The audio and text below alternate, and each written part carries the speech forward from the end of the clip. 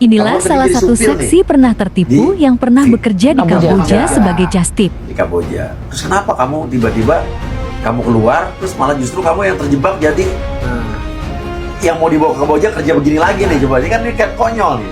Aku tuh perjanjian sama agen. Aku udah bilang, aku nggak mau kerja scam. Aku nggak mau kerja judol, apalagi scam. Gitu. Ini pekerjaannya apa? Bener pabrik, bener kata dia. Oh, jadi lo ditawarin kerja di pabrik? Iya. Dan dia bilang Vietnam. Ah, setahu aku judi online sama scam ini ada di Kamboja dan di Myanmar. Aku nggak tahu ada di Vietnam. Di Filipina juga ada kok. Iya, aku nggak tahu kan, karena maksudnya terus terang aku tuh orangnya nggak sosial media banget. Aku nggak punya TikTok, nggak punya Facebook, aku jarang lihat-lihat sosial media. Dan aku lihat, aku ngobrol sama dia udah lama, hampir sebulan. Aku udah pegang uang nih buat bayar dia, karena dia Siapa bilang, dia? namanya ada Ani. Sebutin aja. Ya, namanya ada Ani. Dia bilang, dia katanya, kamu udah ada uang, kabarin saya, nanti saya atur semuanya.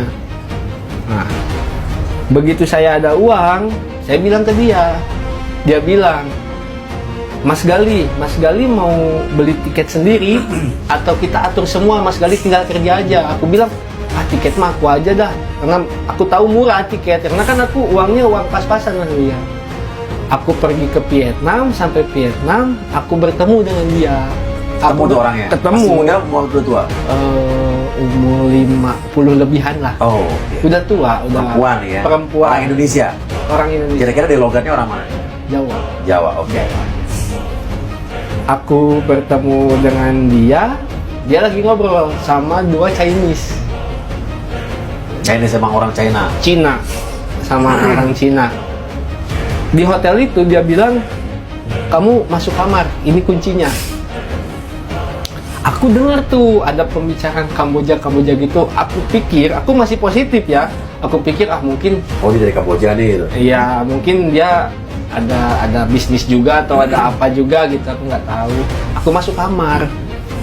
Sampai kamar, aku tuh sempet chat dia, aku bilang, aku lapar belum makan. Ya nanti katanya dikirimin makan. Jam 1 entah jam 2 subuh, dia ketok kamar saya Mas Uya. Dia bilang, Mas Gali, katanya dia administrasinya udah disiapin. Udah, saya kasih ke dia. Karena bayar berapa kamu untuk kerja sih? Kalau Vietnamnya 38 juta. Berapa? Vietnam dong, 38 juta. Rupiah? Vietnam dong, Oh, jadi rupiahnya berapa? 25 juta. Jadi kamu harus bayar 25 juta untuk kerja di Vietnam ini Di jadi Vietnam, buruh? di pabrik. Ya. Nah, sekarang itu logikanya nih Mas ya. Buruh pabrik di Vietnam itu aja murah, mungkin lebih murah daripada Indonesia. Iya kan biayanya ya. Makanya banyak orang-orang yang buka pabrik di Vietnam gitu kan. Betul. Karena dianggap biaya produksi lebih murah. Ya. Nah, lo ngapain kerja di sana mendingan kerja di Indonesia? Dia ini dari awal maksudnya ngejanjiin gaji ke saya Nah. 15 sampai 20 juta. Di pabrik saat di Vietnam. Di pabrik. Udah nggak masuk akal, Bos, ya kan? Vietnam dong Iya, gajinya, iya. nggak rupiah dia bilang. Katanya kontraknya 5 tahun. Tapi kontrak Mas Gali 5 tahun, 5 tahun selesai, ya Mas Gali pulang. Nggak bisa lanjut Oke. lagi, nggak tetap katanya. Selanjutnya, Biaya segitu. Lokasi 25 juta tuh. Kasih. Aku harus nunggu 1 sampai 3 hari awalnya. 1 sampai 3 hari aku nunggu maksudnya. Sampai, kata dia alasan pertama nih, 1 ke 3 hari alasan dia, dokumennya lagi kita siapin. Dan katanya HRD-nya lagi sibuk. Seminggu alasan dia, nah seminggu pertama ini udah mulai aneh. Dia bilang katanya kerjaannya lagi nggak ada. Yang dijanjiin di pabrik. Yang dijanjiin di pabrik. Gimana kalau kita kirim kamu dulu ke Kamboja? Balik lagi, nah tempat yang itu kan nyanyi ya kan? Aku bilang aku dari awal nggak mau ke Kamboja. Gitu.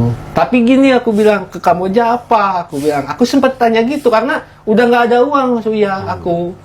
Gitu, udah nggak pegang uang. Dia bilang, jadi di rumah makan katanya.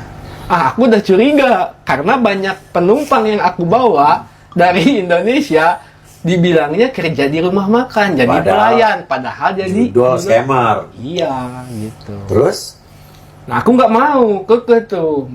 Minggu kedua, dia tuh bilang katanya, lagi kita usahain. Saya berusaha sabar.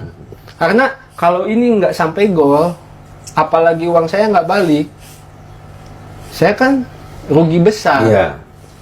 Nah, di minggu ketiga, iseng lah saya tuh download TikTok di hotel Mas Uya.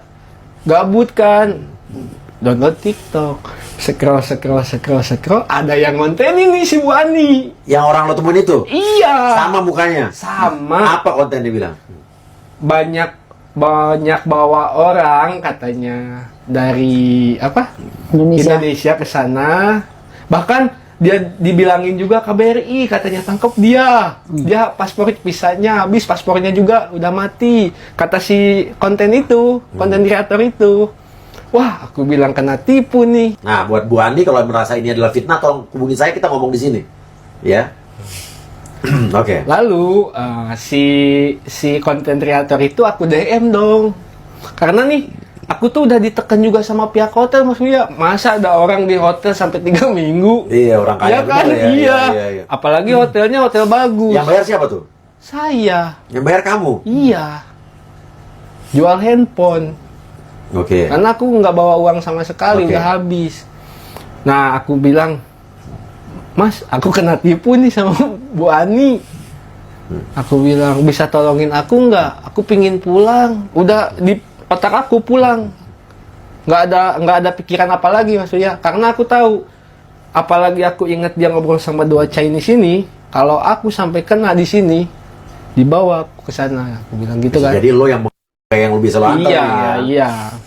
Dan aku tuh bilang, dan dia bilang, katanya, aduh aku katanya habis ngurusin donasi kemarin 6 orang yang meninggal dari Kamboja, mayatnya dikirim ke Indonesia. Aku nggak bisa bantu kalau materi Mas, coba hubungin KBRI atau KJRI. Aku udah hubungin. Itulah kesaksian dari korban penipuan TPPO. Dari video ini kita bisa menjadikan pelajaran bahwa kerja ke luar negara tidak seindah yang dibayangkan.